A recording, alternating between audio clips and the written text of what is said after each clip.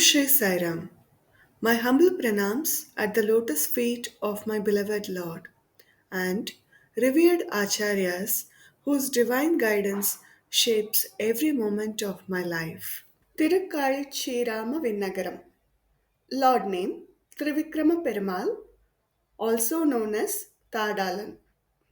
With his left leg raised skyward, measuring the heavens as part of Mahabali's Dhanam for 3 feet, and his right hand extended in dhāna hastam. Trivikrama stood facing the east, his form radiant with the Pancha Ayudham, each weapon a symbol of cosmic order and divine justice. His left hand hovered above the lifted leg as if balancing the entire universe with his grace. Urchavar Trivikrama Narayanan, Goddess Lokanayaki Nachiyar, Tirtham Shanka Pushkarni, and also known as Chakra Pushkarni Tirtham. Kshetram Uttama Kshetram, Padaliga Vanam, Vimanam Pushkala Varta Vimanam. This is the tale of Padaliga Vanam, where Alvar and Nayanmar sang in unison. Long ago, in the sacred land of Padaliga Vanam, the air was thick with devotion, and the soil was rich with the footsteps of saints. Among them walked the mighty Tirumangai Alwar, a poet warrior whose heart was beating only for Lord Narayana. He journeyed from temple to temple, performing Kshetradanam, offering verses that danced like flames and soothed like moonlight. His disciples, moved by his divine compositions, sang his praises with fervor. ஆழிநாடான் வாழ்க நாலு கவி பெருமாள் வாழ்க நம் களியன் வாழ்க மங்கை வேந்தர் வாழ்க பரகாலர் வாழ்க. Each name echoed his poetic mastery, his spiritual valor, and his divinity. At the same time, another radiant soul had arrived, Thirugnana Sambandar, one of the revered Nalvar, devoted to Lord Shiva. He had set the camp in the same region, and his disciples, protective of their Guru's sanctity, grew uneasy at the loud glorification of the Alvar. Words were exchanged, and the ego stirred. But the saints themselves, Alvar and Nayanmar, were far above such divisions. When Tirumangai Alvar's disciples requested a debate with Sambandar, Alvar insisted, "Let us first install the Lord's Vigraham and offer our prayers." Disciples mentioned that once there were people from different faith attacked the city, seeking to seize the control over its sacred spaces. Amidst the fear and uncertainty, a devout old lady took it upon herself to protect the Lord. She lovingly concealed him in a humble earthen pot, Tavittu Pane, shielding him from harm.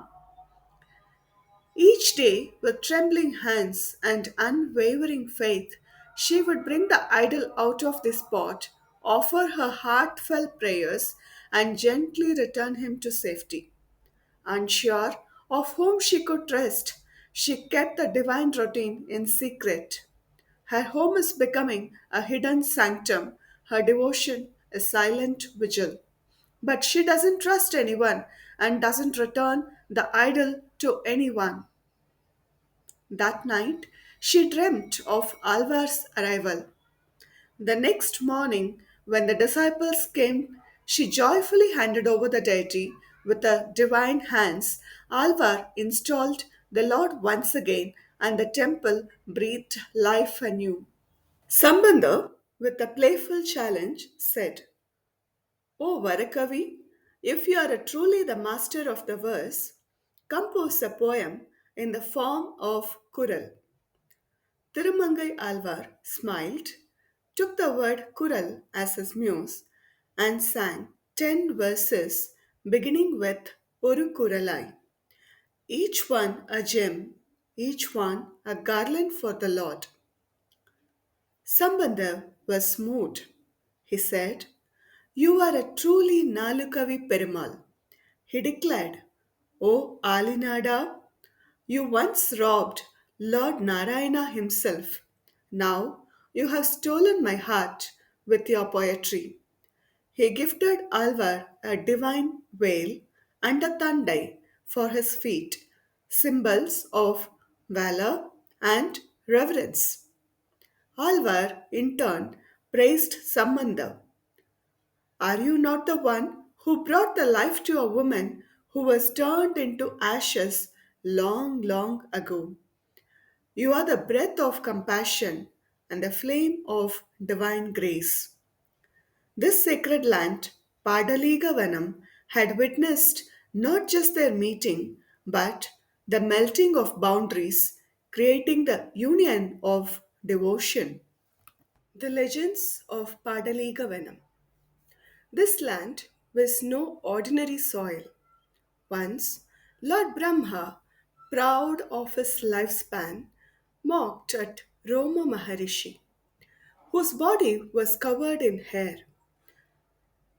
Lord Brahma boasted himself by saying, "My life is as long as the number of hairs on your body."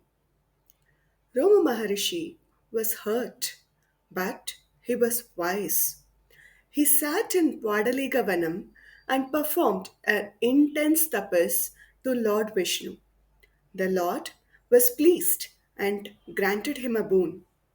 "May every hair that fell from Rishi's body mark the end of 1 year of Brahma's life."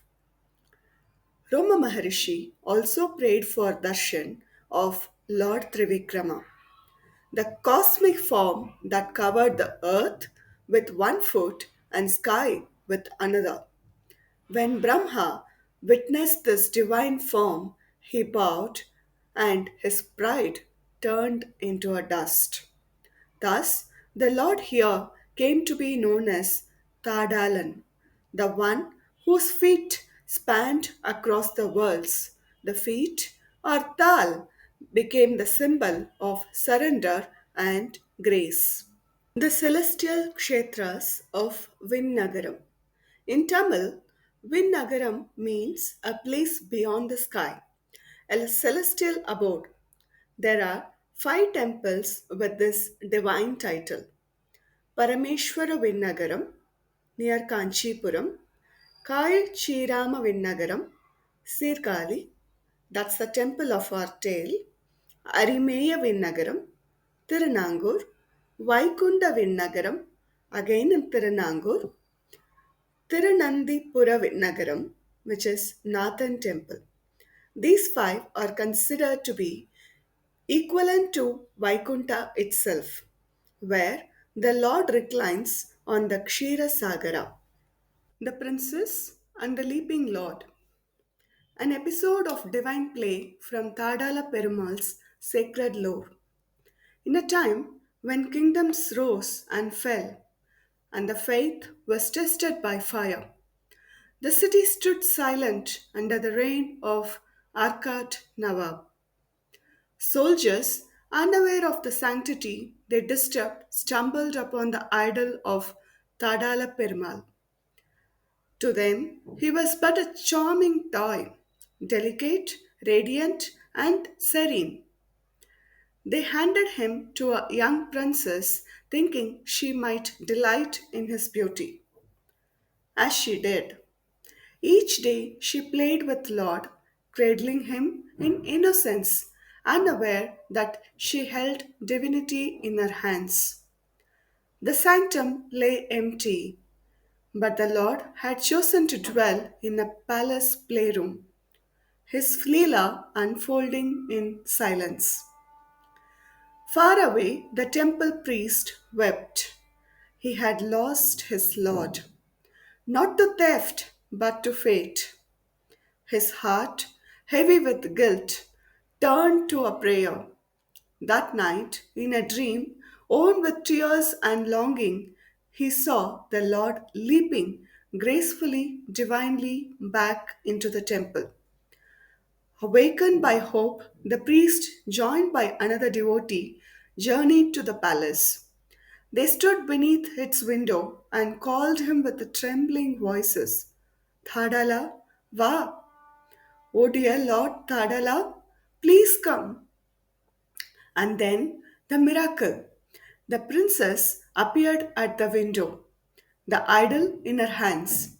As if responding to the call of love, the Lord leapt effortlessly, majestically into the priest's arm. No guard stopped them, no voices rose.